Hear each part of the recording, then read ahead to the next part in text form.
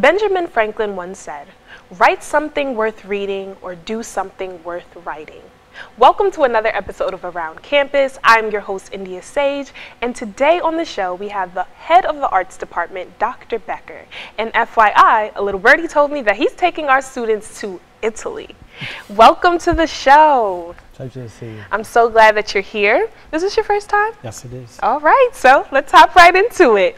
Okay. I want to know all about the study abroad program. Behind us, we have Rome, we have Pompeii, but we're going to Italy. Yes, and we are going all over Italy. Yes, tell me about that. We're actually going to fly into Venice and make our way from Venice all the way down to the southern part near Naples, a little town called Sorrento, right near Pompeii. We're actually going to go through Pompeii and get a chance to see all parts of Italy from the north to the south and then end up back in Rome. Wow. So we're going to do this over the course of 10 days during spring break. Are you from Italy or have you ever been to Italy? I've been to Italy a number of times, but I'm not from Italy. Okay. And what do you think is the most important part of having a study abroad program at a university? Well, I think for us, especially in the arts department, a lot of our students, we're required to have our students study art history. And if you look at art history throughout the whole world, you see a lot of great art, a lot of great archaeological sites. Absolutely. You see a lot of historical aspects that relate to human condition. And to actually go to some of these countries, both in Europe and in Africa, Middle East, and actually see the pieces firsthand and some of the sites, I think is very important that our students experience that. So, you know, we've gone to other parts of Europe. We were in China this past summer, and I think this is something that is important not only to the art majors, but even to other students that are interested in experiencing the same things that the art department does. So. Absolutely. And I heard that you say, you know, not only for the art students. So that brings me to my next question. What can all students gain from being a part of a study abroad program? Oh, I think just the experience of being in another country, meeting people.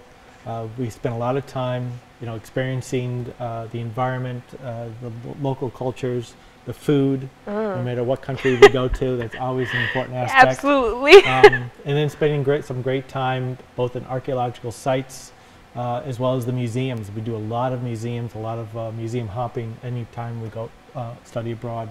So we have a whole set up itinerary where we spend time in certain days, spending at least a half a day, if not more, in certain, especially well-known museums. But also, you know, when we get to Rome, some of the places we're going to be going to will be small little churches that actually house some of the most amazing Renaissance art, both paintings as well as sculpture, that these students actually know about from their art history books, but we actually get to see it firsthand.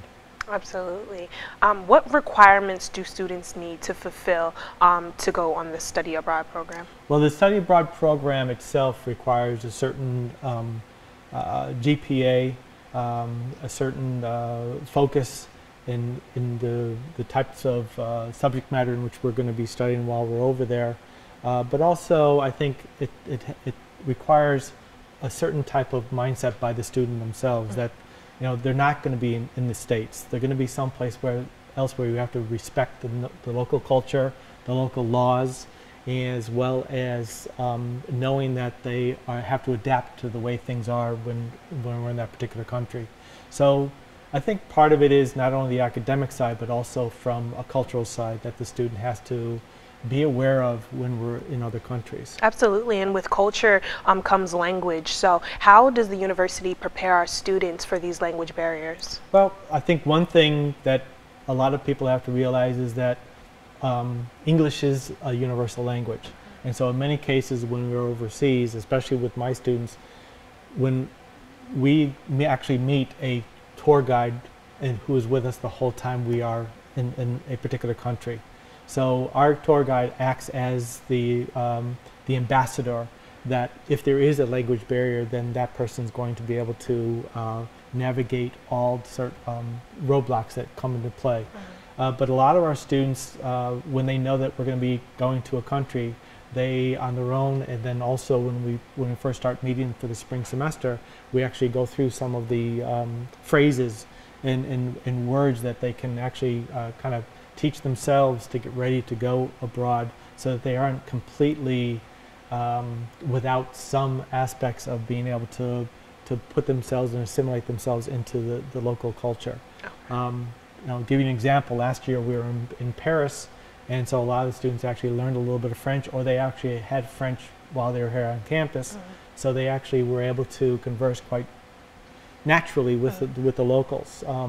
Same thing when we went down to Barcelona, Spain last year. 2 years ago we were in Greece, and we had a whole 2 or 3 sheets full of phrases, so that they had to learn certain phrases so that when we got there they could actually get around town in Athens or in some of the other parts of the country that we were in.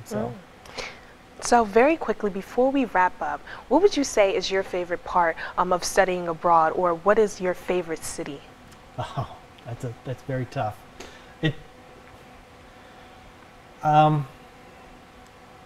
I would have to say that I can't give you. So it's like give me 2. Yeah. How about the top 5? Okay. I really liked being in Barcelona last year. It's a beautiful city. Being near the water, the way Barcelona is set up, it was something that I really enjoyed.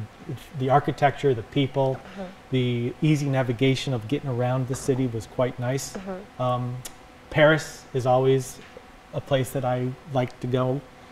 It's a beautiful city, as well as just the museums. I mean, you can go anywhere in Paris and go to, it's like 80-some museums in Paris. And I've been to the Louvre 4 times and I still haven't seen it all. Wow. So someday I'll go back and finish up the Louvre.